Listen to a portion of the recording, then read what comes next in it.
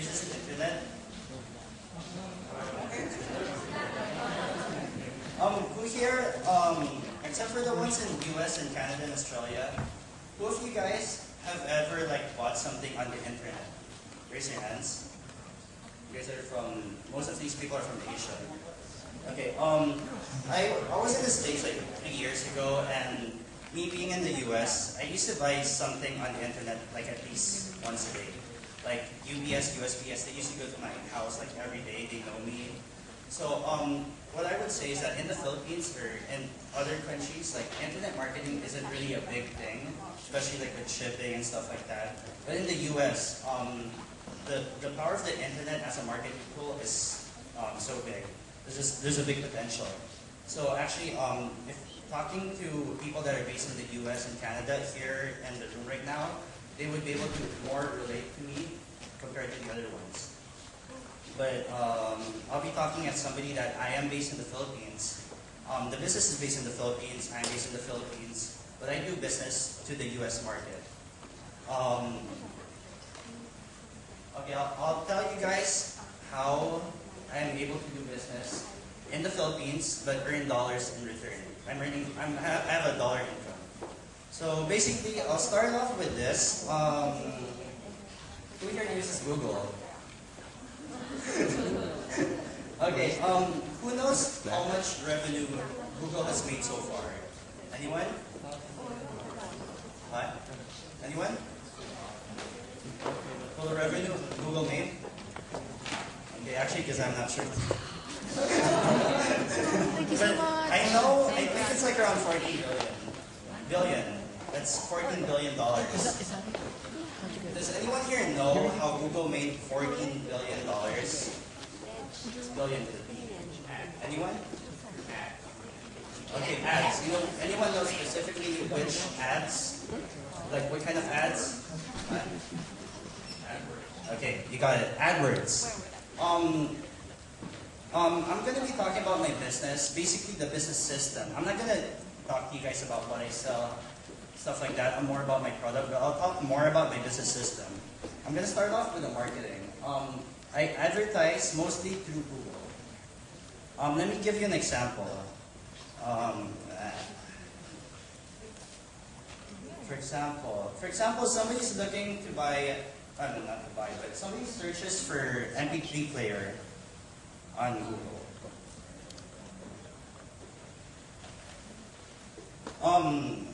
Basically, we have a Taiwan IP address, so basically there's not that much sites there. But if you're based in the States, there would be different websites at the site there. This is basically what AdWords is. It's these links on the side, all those advertising, and not that one, but sometimes you guys may notice like there's like a highlight up there, sponsored listings. Those are people that pay for those positions. Everything there, those are natural. I think here, using the Taiwan IP address, it doesn't really show that many links. This is where I advertise. And basically, if we had a US IP address, people that advertise for MP3 player, what they do is they pay per click. Pay per click. So each person that clicks on that, let's say if I click on that, MP3 player, Overstock's going to pay Google a certain amount. It's a bidding system. I don't know how much is it, but a guesstimate in the US, if you're in the US, a guesstimate would be probably like around in the $1, $2 range per click. Imagine just one click and Google makes $2. And that's how Google makes most of their money. Okay, I'm not going to be talking more about Google, but I'll talk about my business. That's where I advertise. I have links there when you search for my keywords that are related to my business. My main keywords are like silicone bracelets. I'll show you more about that later. Just to give you an idea of how much I pay. When somebody searches for silicone bracelets and they click on my link, I'd probably be paying like around like $2, $1, $2 for that keyword. But some other keywords are smaller than that. Silicone bracelets is like the biggest keyword. So I spent a lot for advertising on Google. Just to give you an idea of like how much I spent so far on advertising on Google, I would say in US dollars, it's in the 5-figure range. 5 figures, which is anywhere from 10,000 US dollars until 100,000 US dollars just for advertising on Google. So like that's how much I contributed to Google.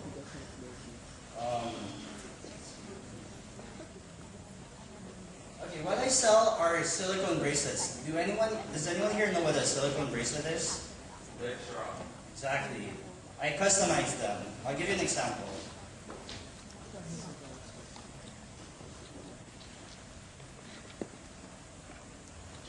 Okay. Good thing Alan brought one. Alan's wearing one. Yeah, it's all in the hospital. Anyways, this is a silicone bracelet. This is what I sell. Simple. Very simple. Okay, customers have the power to customize what they want as a color, the message on the bracelet, and the quantity. You guys might be saying like, so simple, just a bracelet, blah, blah, blah. But the good thing is that it's B2B. So basically, like my orders are more of the big orders. I sell in bulk, and I deal with corporations, schools, for businesses for promotional uses, giveaways, blah blah blah. And actually, I'll be giving away some. I'll give it away probably the next day.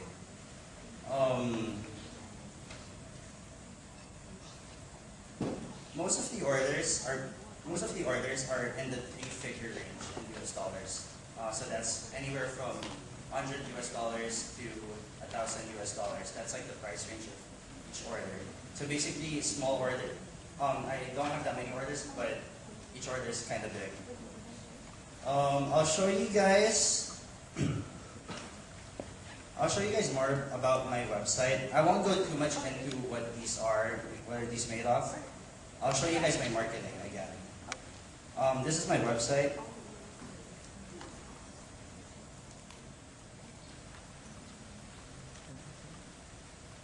Very simple. So simple. That's my website.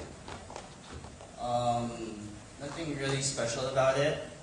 Customers that click on my link, for example in Google, somebody searches for silicone bracelets, they click on my link, they get directed to my website. And on my website, they can find out more information about the wristbands. You click on this. More information about how to customize the bracelet. Put the font that they want, the size, and the pricing is there as well.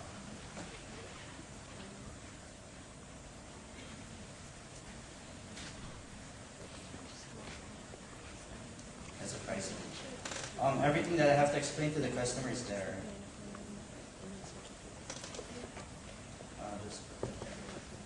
Okay.